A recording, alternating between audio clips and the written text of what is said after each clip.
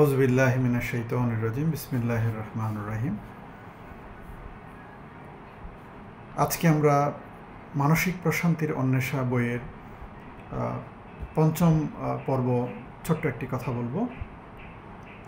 ইবনু আতাউল্লাহ আল ইস্কান্দারি তিনি উল্লেখ করেছেন যে একজন ব্যক্তি যদি কিয়ামতের ময়দানে এমনভাবে হাজির হয় যে তার পেছনে 1-2 লক্ষ লোক ধাওয়া করছে, তারা তাদের অধিকার ফিরে পাওয়ার জন্য তার পেছনে ধাওয়া করছে। তাদের অভিযোগ হচ্ছে যে এই ব্যক্তি যার পেছনে তারা ধাওয়া করছে, এই ব্যক্তি অনেকের সম্পদ কুক্ষিগত করেছে, অনেকের মান সম্মান নষ্ট করেছে। আমরা যেমন দেখি রাজনৈতিক পট পরিবর্তনের ফলে অসংখ্য মানুষ অন্যের জমিজমা জবরদখল করে। এর পাশাপাশি ব্যক্তি মালিকানা নয় এমন, অর্থাৎ সরকারি স্থাবর অস্থাবর অনেক সম্পত্তি মানুষ জবরদখল করে।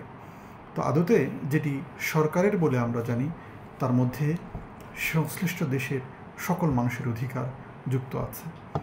তো কিয়ামতের দিন এই ব্যক্তি অধিকার হরণ করার কারণে কিংবা সামগ্রিক রাষ্ট্রীয় অধিকার হরণ করার কারণে তথা জনমানুষের অধিকার হরণ করার কারণে এবং ব্যক্তির নৈতিক অধিকার হরণ করার কারণে, কারো পেছনে গালমন্দ করার কারণে কারো আত্মসম্মান নষ্ট হয়, কারো পারিবারিক সম্মান নষ্ট হয়, এগুলো নষ্ট করার কারণে সে সকল মানুষ পেছনে ধাওয়া করতে থাকবে এবং যে মানুষগুলো ধাওয়া করবে তাদের অধিকার বুঝিয়ে না দেওয়া পর্যন্ত সংশ্লিষ্ট ব্যক্তির কোনো মুক্তি হবে না, তার কোনো কল্যাণ আসবে না।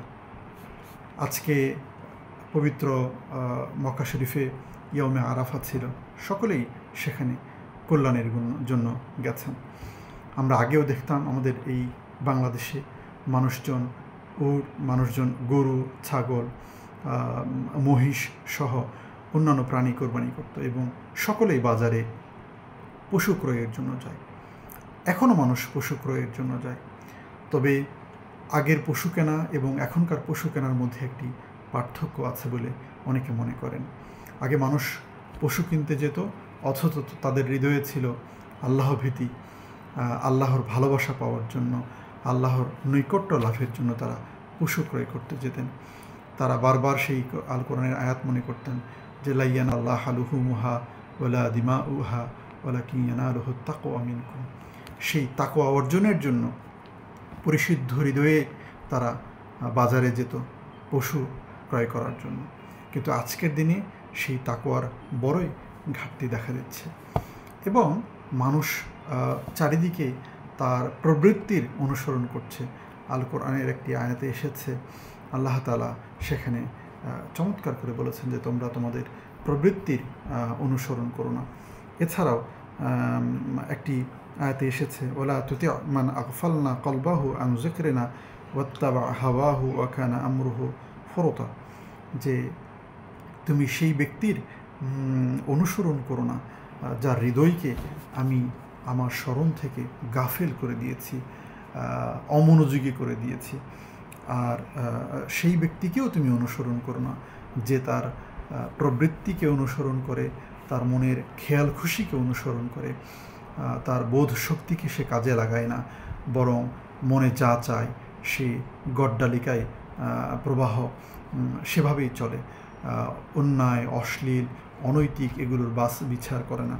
আর এছাড়া সেই ব্যক্তির অনুসরণ করো না যে ব্যক্তি তার নিজের স্বার্থসিদ্ধির জন্য ডেসপারেট, একেবারে বেপরোয়া হয়ে চলাফেরা করে। সমাজ জীবনে তাদের এই বেপরোয়া মনোভাব আপাত তোমার চোখে চোখ ধাঁধানো সাফল্য বয়ে আনলেও দিন শেষে তারা ক্ষতিগ্রস্ত মানুষের মধ্যে অন্তর্ভুক্ত। আজকে ইয়ম আরাফার দিনে আল্লাহ তাআলার কল্যাণ লাভের জন্য আমাদের বাংলাদেশেও আমরা কোরবানি করব ইনশাআল্লাহ।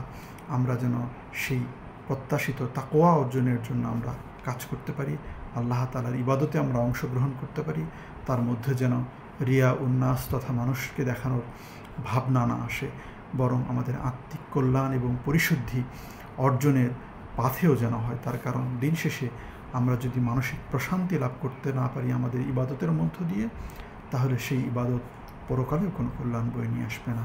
আল্লাহ তাআলা এই জনপদে এই ঈদুল আজহার মাধ্যমে মানুষের কল্যাণ, মানসিক প্রশান্তি অর্জনের তৌফিক দান করুন এবং মানুষের মধ্যে যে পাশবিকতা এবং পশুত্ব এটিকে বিনাশ করে নির্মূল করে সমাজকে পরিশুদ্ধ করার তৌফিক দান করুন।